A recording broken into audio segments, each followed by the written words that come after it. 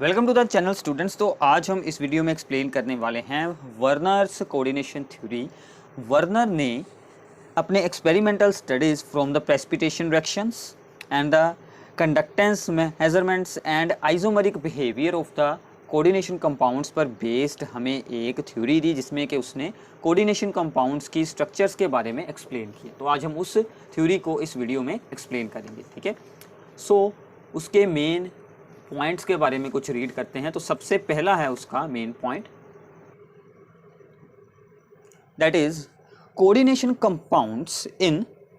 Compounds metal atom और ion exhibit two types of the valencies. It has two types of valencies, ठीक है। सभी metals की two types की valencies होती हैं इन द कोऑर्डिनेशन कंपाउंड्स, ठीक है। जिसमें कि सबसे पहली वैलेंसी होती है primary valency and second is the secondary valency. अब ये जो प्राइमरी वैलेंसी है ये वो होती है जिसके आयंस बन सकते हैं। This is ionizable. इसकी एग्जांपल्स हम साथ में बाद में एक्सप्लेन करते हैं। This is ionizable and this corresponding to the oxidation number.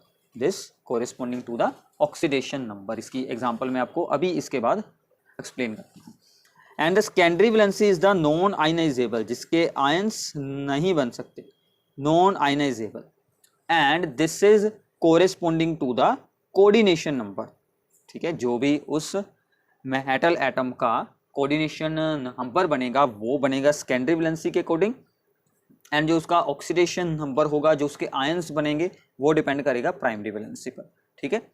So for example we have the complex, यहाँ पर करते हैं एग्जांपल, कोबाल्ट NH3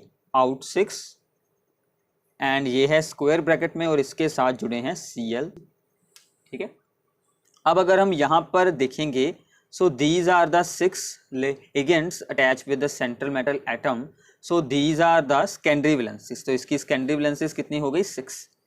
और ये बनेंगे ions, so this is corresponding to the primary valency and this is the secondary valency, क्योंकि ये बनाएगा कोऑर्डिनेशन नंबर। कोऑर्डिनेशन नंबर का मतलब क्या होता है कि सेंट्रल मेटल एटम और आयन के साथ कितने कोऑर्डिनेट बॉन्ड्स बने हुए हैं, वो तो यही बनाएगा।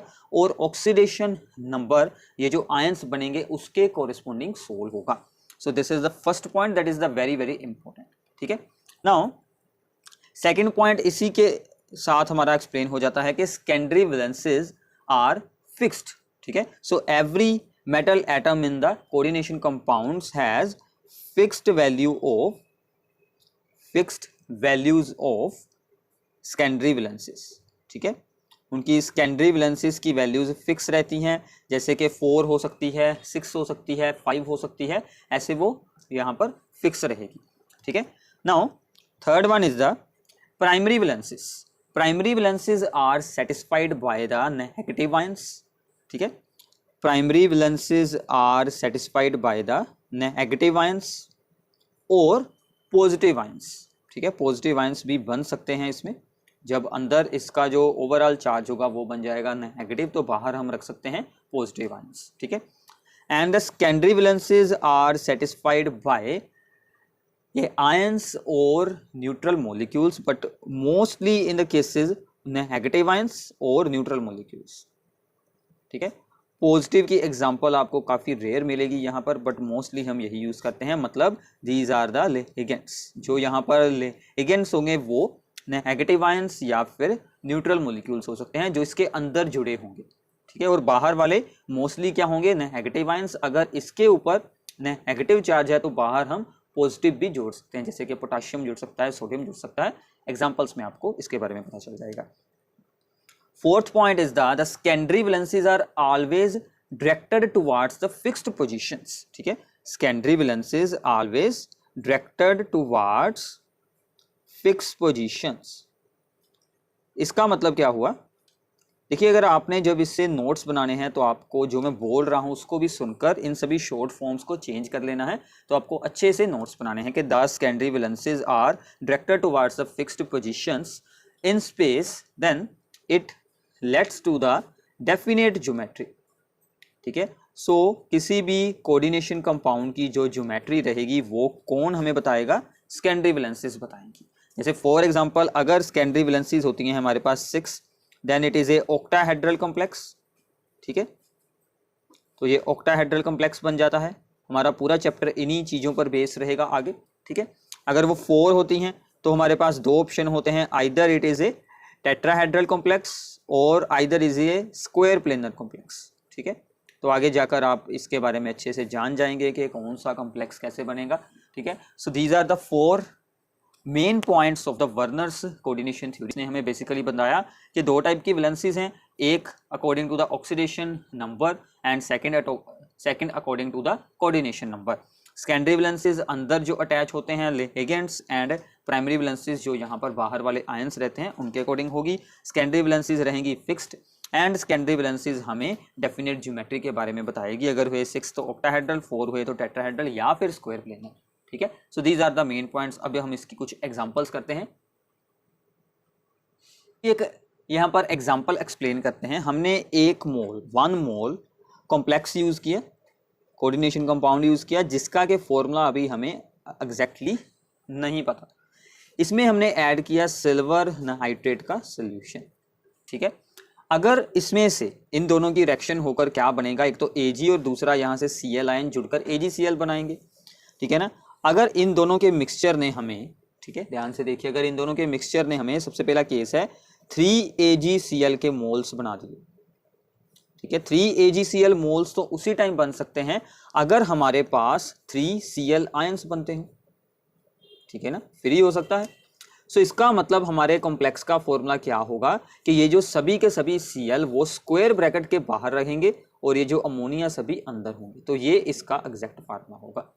तो ऐसे उसने फॉर्मूलास को डिटरमिन किया। अगर मान लीजिए इसके 2 बने मोल्स तो क्या होगा, then there is a 2Cl moles, Cl ions के मोल्स। सो मतलब बाहर होंगे ओनली 2, सो अंदर हमारा 1 लग जाएगा Cl और बाकी के 5 ही रखेंगे। अंदर आपको 5 ही रखने हैं, बाहर 2Cl होंगे।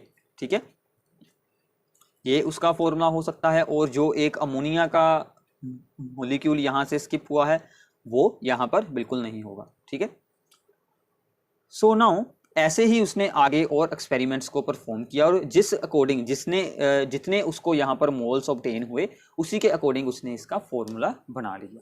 ठीक है, तो ये थी हमारी वर्नर्स की कोऑर्डिनेशन थ्योरी। आपको इस थ्योरी के एक्सपेरिमेंट के ऊपर बेस्ड बहुत सारी रीजनिंग प्रॉब्लम्स पूछी जाती हैं। सिंपल सी यहाँ पर बात है कि जितने मोल्स यहाँ पर प्रेसिपिटेट बनेंगे उतने ही आयंस आपको ब्रैकेट के बाहर रखने हैं, मतलब आपको कोऑर्डिनेशन स्फीयर के बाहर उतने ही आयंस रखने हैं। तो इस बात का आपको यहाँ पर ध्यान रखना है। ठीक है, तो इसी के साथ हमारा एक और टॉपिक जुड़ता है, that is the difference between double salt and coordination compounds. एक होते हैं डबल साल्ट्स और एक जो हम स्टडी यहां पर कर रहे हैं that is the coordination compounds. अब देखिए ध्यान से कि डबल साल्ट क्या होते हैं। डबल साल्ट और कोऑर्डिनेशन कंपाउंड दोनों में ही कोऑर्डिनेशन होती है ऑफ 2 और more stable compounds. Both are formed by coordination of 2 और मोर स्टेबल कंपाउंड्स। ठीक है, ये तो इन दोनों में सेम चीज हो गई। अब इन दोनों में डिफरेंस क्या है? डिफरेंस यही है कि कोऑर्डिनेशन कंपाउंड की जो कोऑर्डिनेशन आइडेंटिटी है उसके आयंस नहीं बनते, बट डबल साल्ट में सभी के आयंस बन जाते हैं। So double salt loss their identity when dissolve in the water. ठीक है, so they loss their identity when dissolved in water. So ये इसमें बेसिकली मेन डिफरेंस है जो कि डबल साल्ट और हमारे कोऑर्डिनेशन कंपाउंड्स में होता है। फॉर एग्जांपल हम यहाँ पर लेते हैं मोहर्स साल्ट। आपको एक्सपेरिमेंट्स में भी ये यूज़ किया जाता है मोहर्स साल्ट। इसका फॉर्मूला कोशिश करें आपको याद हो जाए। FeSO4 मतलब फेरस सल्फेट के साथ जुड़ा हुआ है अमोनियम सल्फेट विद 6H2। ये जब वाटर में डिसॉल्व किया जाता है then it gives the Fe2 positive ions.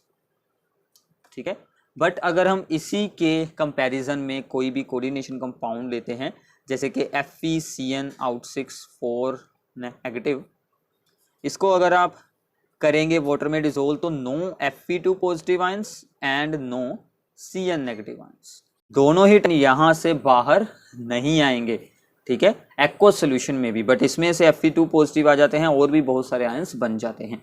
तो यही मेन हमारा डिफरेंस होता है डबल साल्ट और द कोऑर्डिनेशन कंपाउंड्स में, ठीक है। तो ये आप लोगों को याद रखना है। इसके बाद हम इसमें सोल्व करना सीखेंगे कोऑर्डिनेशन नंबर को। वैसे तो हमने पहले भी इसे एक्सप्लेन किया हुआ है कि आप किसी भी कोऑर्डिनेशन कंपाउंड में coordination number of the central atom कैसे सोल्व आउट करेंगे। सो कोऑर्डिनेशन नंबर, हम कुछ एग्जांपल्स लेते हैं, जैसे कि सबसे पहली एग्जांपल है AgCN2, ठीक है, साइनो लगा हुआ है 1 नेगेटिव, देन कोबाल्ट के साथ जुड़े हैं EN3, ठीक है। ऐसे ही हम कुछ एग्जांपल्स लेते हैं, जैसे कि FeC2O4 दैट इज ऑक्सालेटो, ऊपर जुड़ा है 3 नेगेटिव चार्ज। तो यहाँ पर देखिए Cn और एक Cn दो बॉन्ड ओनली 1 बॉन्ड बनाएगा, this is the unidentate ligand, so the coordination number is 1 × 2 2। Now En is the bidentate ligand, this is the bidentate, so जब जुड़ा होगा बाइडेंडेंट देन 2, ये 2 बॉन्ड बनाएगा, जुड़े कितने हैं 3, सो the coordination number is 2 × 3 that is the 6। Similarly यहाँ पर ऑक्सालेटो इज आल्सो बाइडेंडेंट लिगैंड, ठीक है, तो ये भी कितने बनाएगा 2 × 3 6। तो इसमें Fe का कोऑर्डिनेशन नंबर 6, इसमें कोबाल्ट का कोऑर्डिनेशन नंबर 6, इसमें Ag का कोऑर्डिनेशन नंबर बन जाएगा 2, ठीक है। अभी हम ऑक्सीडेशन स्टेट्स को अगले पार्ट में सोल्व करना सीखेंगे। ये हम सिर्फ कोऑर्डिनेशन नंबर को सोल्व कर रहे हैं, कितने कोऑर्डिनेट बॉन्ड बने हैं। अगर कोई भी इसमें जो एलिमेंट है या फिर कोई भी यहाँ पर लिगेंड डबल बॉन्ड बनाता है तो हम उसको वहाँ पर नहीं कंसिडर करते। हाँ, अगर कोई यहाँ पर पाई बॉन्ड के साथ बॉन्डिंग होती है, वो कुछ स्पेशल केसेस होते हैं, वो हम आगे जाकर एक्सप्लेन करेंगे। अभी आपको इतना याद रखना है। तो इसमें आपको एक और टाइप मिल जाती है, that is homoleptic and heteroleptic compounds. Homoleptic और हेट्रोलेप्टिक कोऑर्डिनेशन कंपाउंड्स क्या होते हैं? बिल्कुल सिंपल चीज है। अगर इसमें one kind of donor atoms हों, वन काइंड ऑफ लिगेंड्स और the donor atoms, then it is called the homoleptic. For example, nickel के साथ सभी के सभी अमोनिया ही जुड़े हैं, कोई दूसरा यहाँ पर लिगेंड नहीं है। अगर मोर देन वन काइंड होगा तो वो बन जाएंगे हेट्रोलेप्टिक, जैसे कि COCl2 के साथ अमोनिया जुड़े हैं 4, तो यहाँ पर 2 टाइप्स के लिगेंड्स हैं, एक तो है Cl और दूसरा है अमोनिया, तो this is the heteroleptic and this is the homoleptic, ठीक है। तो ये था आपका second lecture for the coordination compounds. I hope कि आप लोगों को सभी कॉन्सेप्ट्स अच्छे से अंडरस्टैंड हो गए होंगे।